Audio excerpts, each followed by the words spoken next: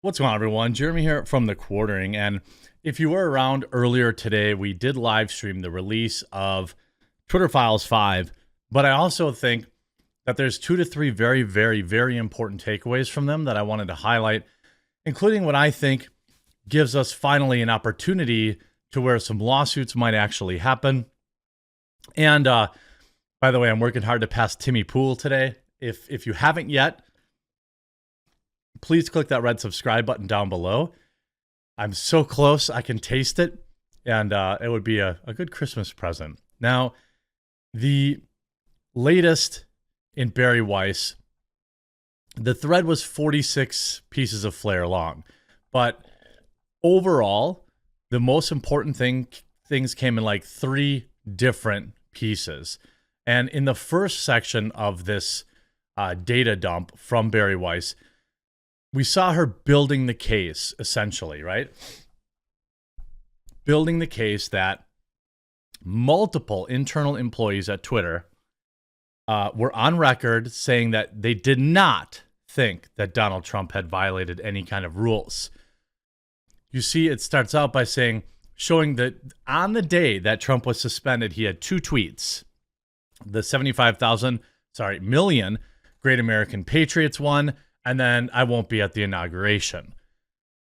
For years, of course, we know that Twitter had this policy in place where if you were a world leader, you weren't getting banned from their platform. It's even if you said something heinous. I'm not saying what Trump said is heinous. I'm just saying that was the rule up until that moment.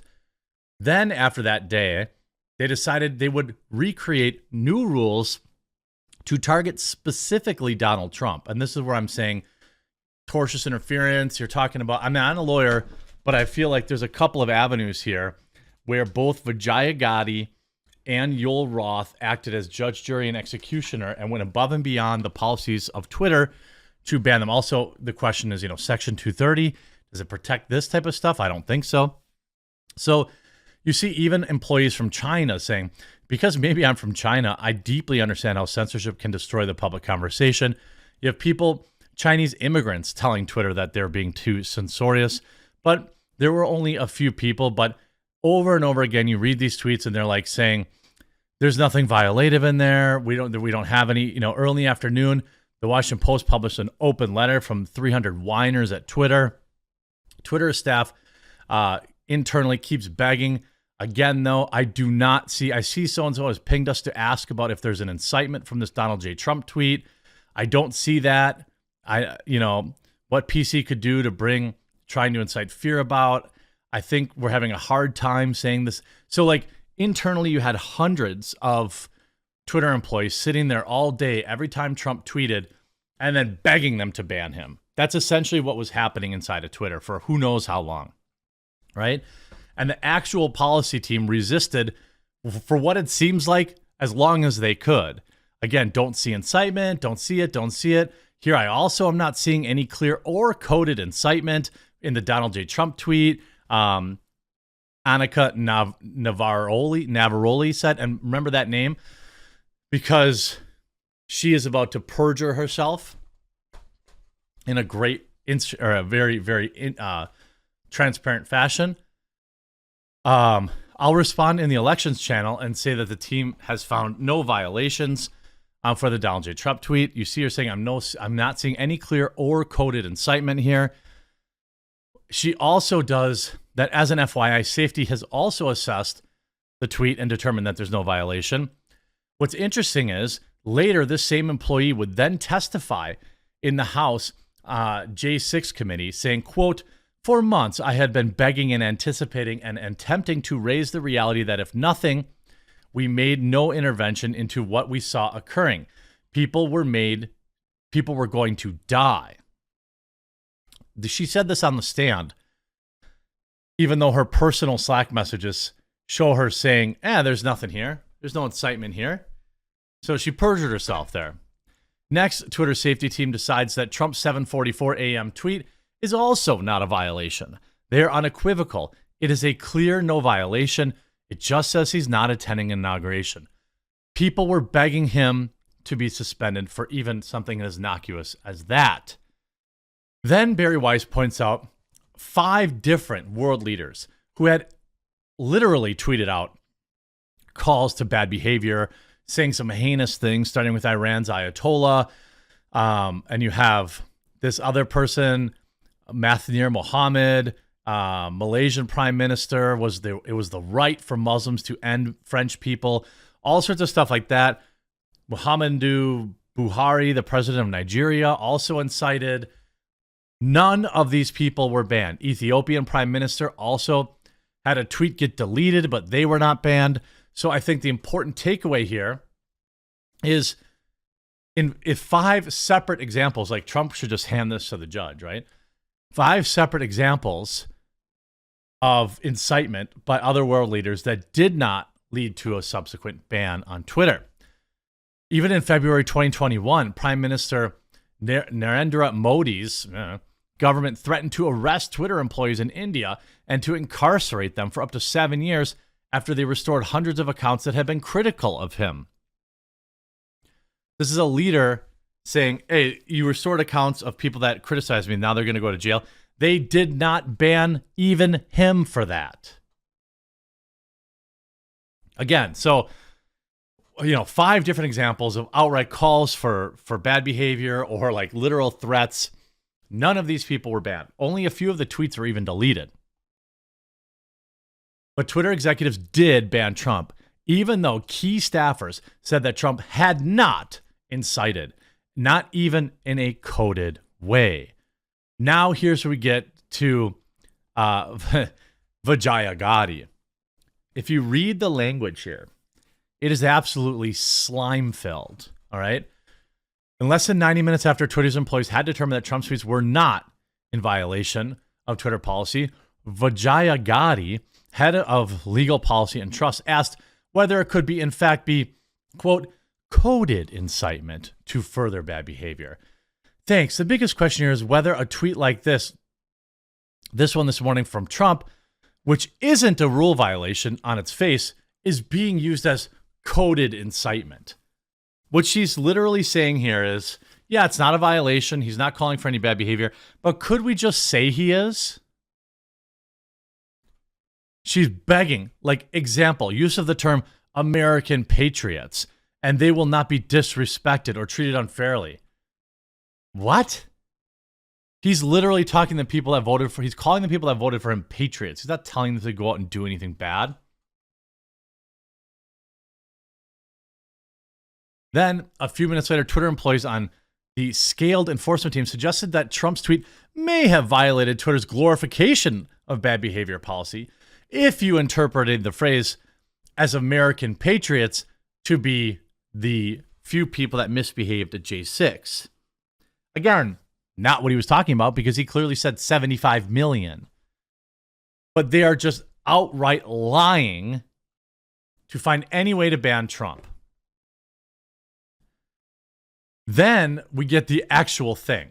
Members of the team came to view him as a leader of a Terry group responsible for bad behavior, called him the idiot that did the stuff in the church, or the bad guy from WW2, like literal comparisons inside of Twitter. That's how they viewed him.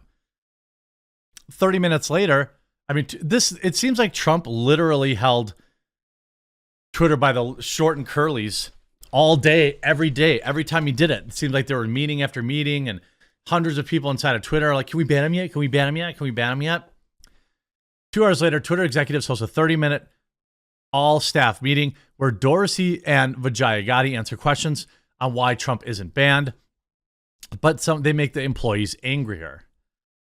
Multiple Twitter employees have quoted the banality of evil, suggesting that people implementing our policies are like the bad guys from WW2's following orders, relays Yoel Roth to a colleague. Dorsey requested simpler language to explain Trump's suspension. Roth wrote, God help us if this makes me think he wants to share it publicly. So he's asking employees inside of Twitter to defend their banning of a sitting president, to which that makes Yoel Roth very, very scared. 1 hour later, Twitter announces Trump's permanent suspension due to risk of further incitement. Twitter obviously celebrates. Team DJT suspended. OMG. This feels like history.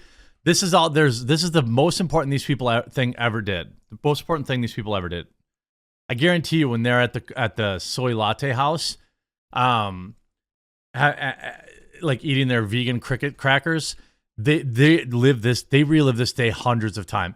They're like Al Bundy, Polk High School rules, 4 touchdowns in one game. They're like, did I ever tell you about the time that I saved the planet? Congratulatory big props to whoever in trust and safety is sitting there whack-a-moling these Trump accounts. By the next day, employees expressed eagerness to now immediately go to coof misinformation. I wonder if this was written by Fauci's daughter. And so, again, even Parag Agrawal at one point says, I think a few of us should hold a brainstorm the ripple effects of Trump's ban. Agrawal added, quote, centralized content moderation, in my opinion, has reached a breaking point now. I mean, yeah, when you're having 100 employees not doing their job, this is why nothing ever got done on Twitter. They all just sat around and were like, ooh, did Trump tweet? Certainly, I think there's actions here for Trump against Vijaya Gotti, against Yoel Roth, because they seem to be acting under the guise of a corporation, but just handling their own personal beefs. Does this mean that we take a look at how Section 230 is? I think so. It'll be interesting. I mean, obviously, these are actions that happen against Trump directly. Is there a class action lawsuit coming? Because these are some pretty spicy receipts. I'll be interested to hear what you have to say in the comment section down below. I think no matter what, this means that kind of public trust has been awoken. Public consciousness has been awoken. A lot of answers have been shared. A lot of gaslighting has been undone. And therefore, let's celebrate with Christmas time.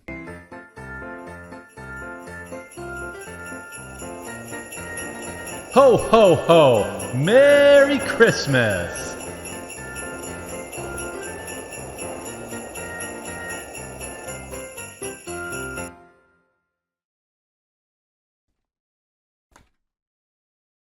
The 10th. Is this one upside down also? No. Oh, these are choking hazards. I don't even know what I would do with these. They're little rings for Sonic, obviously, but like they're very small. I hopefully there's some sort of stand they go in. Okay, the 11th. Let's see this. I missed a few days because neat. This guy's cool. I missed a few days because, everything was going crazy with the Twitter files. As it stands right now, I think we're going to get more Twitter files on Wednesday. I think that's what people are saying. This guy is cool. Nom, nom, nom, nom, nom. And then the 12th.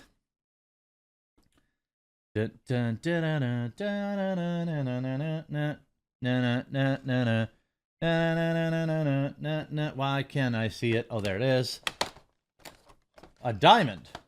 Oh, these are kind of a bummer day for the Sonic advent calendar, I will say. I mean, yes, it's Sonic themed, the gem. Oh, okay, this also has some like interesting pop-up stuff, like a scene here. I get it. And then they pop up. Okay. All right. Merry Christmas. Make sure you subscribe so I can pass Timmy Pool today.